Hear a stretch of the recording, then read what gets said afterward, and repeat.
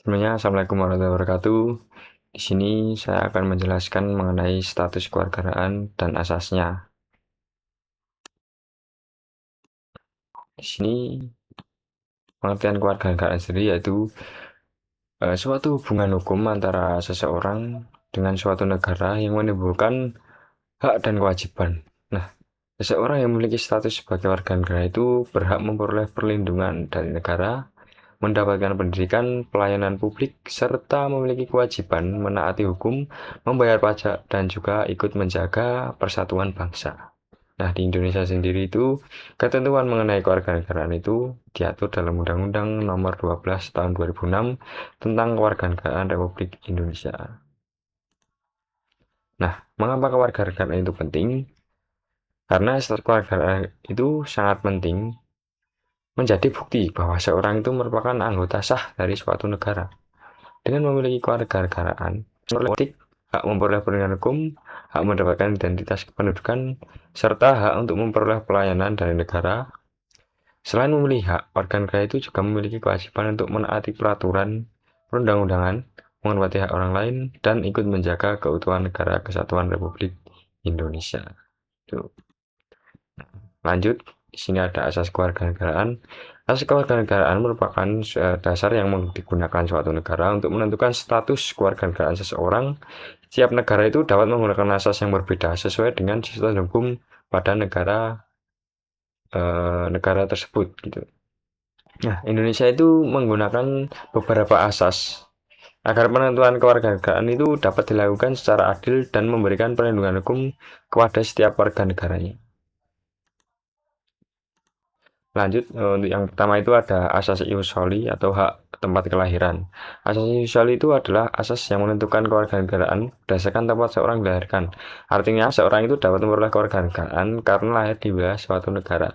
Di Indonesia, asas ini tidak diterapkan secara mutlak, melainkan secara terbatas untuk kondisi tertentu, sesuai dengan ketentuan Undang-Undang Nomor 12 Tahun 2006. Contohnya itu ada seorang anak yang lahir di Indonesia, tetapi orang tuanya itu tidak memiliki kewarganegaraan dan memperoleh perlindungan melalui ketentuan ini agar tidak menjadi tanpa kewarganegaraan atau stateless. Yang selanjutnya ada asas ius sanguinis atau hak keturunan. Asas ini adalah asas yang menentukan kewarganegaraan itu berdasarkan keturunan atau hubungan darah dengan orang tua. Nah, di Indonesia itu lebih mengutamakan asas ini dalam menentukan status kewarganegaraan seseorang. Sebagai contohnya itu, seorang anak yang lahir di luar negeri dari ayah atau ibu berkewarganegaraan Indonesia tetap dapat memperoleh status sebagai warga negara Indonesia sesuai dengan ketentuan yang berlaku. Lanjut ke asas kewarganegaraan tunggal dan ganda terbatas. Di Indonesia, pada dasarnya itu menganut asas kewarganegaraan tunggal, yaitu setiap orang hanya memiliki satu kewarganegaraan.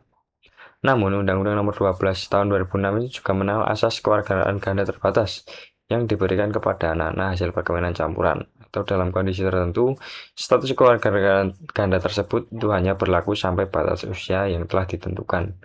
Setelah mencapai usia dewasa, anak tersebut wajib memilih salah satu dari kedua asas tersebut. Nah, lanjut ke syarat dari memperoleh kewarganegaraan Indonesia itu. Seseorang itu dapat memperoleh kewarganegaraan Indonesia melalui beberapa cara. Yang pertama, karena kelahiran sesuai ketentuan undang-undang. Yang kedua, karena hubungan keturunan dari orang tua yang berkewarganegaraan Indonesia. Yang ketiga, melalui perkawinan dalam kondisi tertentu yang diatur oleh peraturan perundang-undangan. Untuk yang keempat, melalui proses naturalisasi atau perwarganegaraan bagi warga negara asing yang memenuhi syarat. Selain itu, kewarganegaraan juga dapat diperoleh melalui pemberian negara sesuai ketentuan hukum yang berlaku. Nah, misalnya itu syarat dari naturalisasi tadi pada bagian keempat itu naturalisasi bahwa warga asing itu yang ingin menjadi warga negara Indonesia itu harus memenuhi beberapa syarat. Antara lain telah berusia minimal 18 tahun atau sudah menikah, bertempat tinggal di Indonesia dalam jangka waktu tertentu, sehat jasmani dan rohani, mampu berbahasa Indonesia, mengakui Pancasila dan Undang-Undang Dasar Negara Republik Indonesia tahun 1945, tidak pernah dipidana karena tindakan pidana tertentu, memiliki pekerjaan atau penghasilan tetap, serta bersedia melepaskan kewarganegaraan asal apabila disyaratkan oleh hukum. Gitu.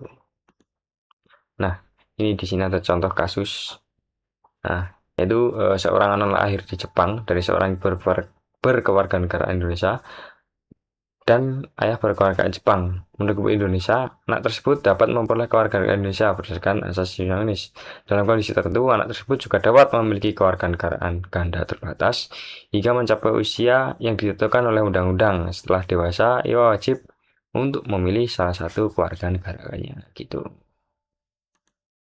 Nah, kesimpulan dari penjelasan saya tadi itu bahwa kewarganegaraan itu merupakan status hukum yang menghubungkan seseorang dengan suatu negara.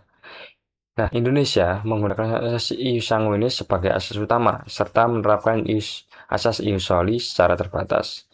Selain itu, Indonesia itu menganut asas kewarganegaraan tunggal dengan pengecualian berupa kewarganegaraan ganda terbatas bagi anak dalam kondisi tertentu.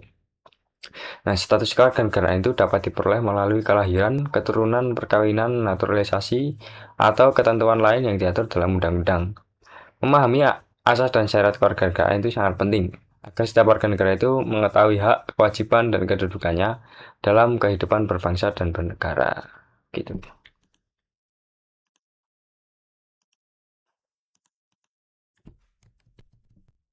Baik, itu tadi presentasi dari saya mengenai status kewarganegaraan dan asasnya.